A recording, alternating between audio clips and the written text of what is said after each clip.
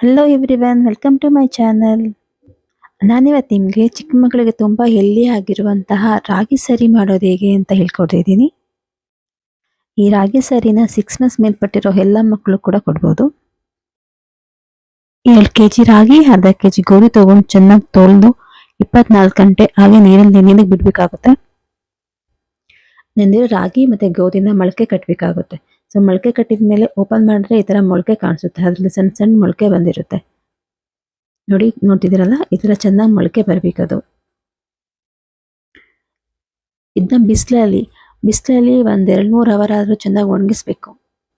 ನಾನಿವಾಗ ಹುರಿಯೋದಕ್ಕೆ ಕಡಲೆಕಾಳು, ಹೆಸರುಕಾಳು, ಮೈಸೂರು ಬೇಳೆ, ತೊಗರಿಬೇಳೆ, ಅಲಸಂದೆಕಾಳು, ಹುರುಳಿಕಾಳು, ಉದ್ದಿನಬೇಳೆ ಎಲ್ಲನೂ ಕೂಡ 200 ಗ್ರಾಮ್ ತಗೊಂಡಿದ್ದೀನಿ. ಇದ್ರ ಜೊತೆ ಕಡಲೆಬೀಜ ಕೂಡ ತಗೊಂಡಿದ್ದೀನಿ, ಅದು 100 ಗ್ರಾಮ್.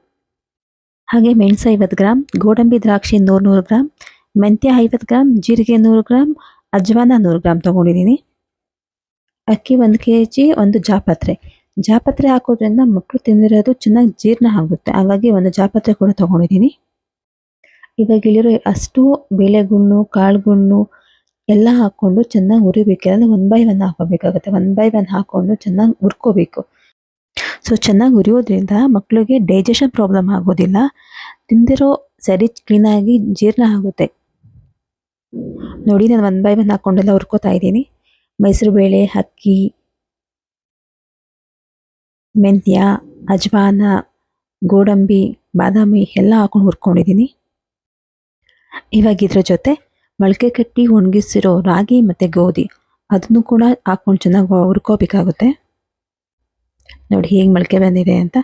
ಅಂದರೆ ಜಾಸ್ತಿ ಏನು ಮೊಳಕೆ ಬರೋ ನೆಸೆಸಿಟಿ ಇರೋದಿಲ್ಲ. ಈ ಥರ ಚಿಕ್ಕ ಚಿಕ್ಕ ಮೊಳಕೆ ಬಂದರೆ ಸಾಕು. ಇದನ್ನ ಚೆನ್ನಾಗಿ ಹುರ್ಕೋಬೇಕು. ಎಲ್ಲನೂ ಹುರ್ಕೊಂಡ ನಂತರ ಎಲ್ಲ ರಾಗಿ, ಬೇಳೆ, ಅಕ್ಕಿ ಎಲ್ಲ ಕಾಳುಗಳನ್ನು, ಅದಕ್ಕೆ ಬಾದಾಮಿ, ಗೋಡಂಬಿ, ಜೀರಿಗೆ ಎಲ್ಲನೂ ಕೂಡ ಒಂದೇ ದಬ್ಬರಲ್ಲಿ ಹಾಕಿ ಮಿಕ್ಸ್ ಮಾಡಿಕ್ಬೇಕಾಗುತ್ತೆ. ಸೊ ಎಲ್ಲ ಚೆನ್ನಾಗಿ ಮಿಕ್ಸ್ ಮಾಡಿಬಿಟ್ಟು ಇದನ್ನು ಬೇಕಂದ್ರೆ ನೀವು ಮನೇಲೇ ಮಿಕ್ಸಿ ಕೂಡ ಮಾಡ್ಕೋಬೋದು. ನಿಮಗೆ ಮನೇಲೇ ಪೌಡ್ರ್ ಮಾಡೋದಕ್ಕೆ ಆಗಿಲ್ಲ ಅಂತ ಅಂದರೆ ಅಕ್ಕಿ ಮಾಡೋ ಮಿಷಿನು ಮತ್ತು ರಾಗಿ ಮಾಡೋ ಮಿಷಿನ್ ಇರುತ್ತೆ ಅಲ್ಲ, ಸೊ ಅಲ್ಲಿಗೆ ತೊಗೊಂಡೋಗಿ ಕೊಟ್ಟರೆ ಕೂಡ ಅವರು ಪೌಡ್ರ್ ಮಾಡಿ ಕೊಡ್ತಾರೆ. ಈ ಪೌಡ್ರನ್ನ ಜರಡಿ ಇಟ್ಬಿಟ್ಟು ಒಂದು ಬಾಕ್ಸಲ್ಲಿ ಹಾಕಿಟ್ಕೊಂಡು ತುಂಬ ದಿನ ಕೂಡ ಯೂಸ್ ಮಾಡ್ಬೋದು. ಸೊ ಇದನ್ನ ಹೇಗೆ ಮಾಡೋದು ಅಂತ ಹೇಳ್ಕೊಡ್ತೀನಿ ನೋಡಿ. ಒಂದು ಬೌಲ್ಗೆ ಒಂದು ಸ್ವಲ್ಪ ನೀರು ಹಾಕಿಡ್ಬೇಕಾಗುತ್ತೆ. ಅದು ಬಿಸಿ ಆಗೋವರೆಗೂ ಹಾಗೆ ಬಿಡಬೇಕು. ಒಂದು ಚಿಕ್ಕ ಬೌಲ್ ತೊಗೊಂಡು ನಿಮ್ಗೆ ಎಷ್ಟು ಸ್ಪೂನ್ ಬೇಕಾ ಅಷ್ಟು ಸ್ಪೂನ್ ಹಸಿಟ್ಟು ಹಾಕ್ಕೊಂಡು ಅದು ಸ್ವಲ್ಪ ನೀರು ಹಾಕ್ಕೊಂಡು ಚೆನ್ನಾಗಿ ಮಿಕ್ಸ್ ಮಾಡ್ಕೋಬೇಕಾಗುತ್ತೆ. ಯಾವ ಥರ ಗಂಟಿಲ್ದಂಗೆ ಚೆನ್ನಾಗಿ ಮಿಕ್ಸ್ ಮಾಡ್ಕೋಬೇಕಾಗುತ್ತೆ.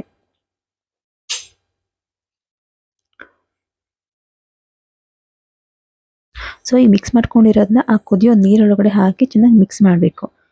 ಯಾವುದೇ ಥರ ಗಂಟಿರಬಾರ್ದು. ಗಂಟಿದ್ರೆ ಮಕ್ಕಳು ಜೀರ್ಣ ಆಗೋದಿಲ್ಲ.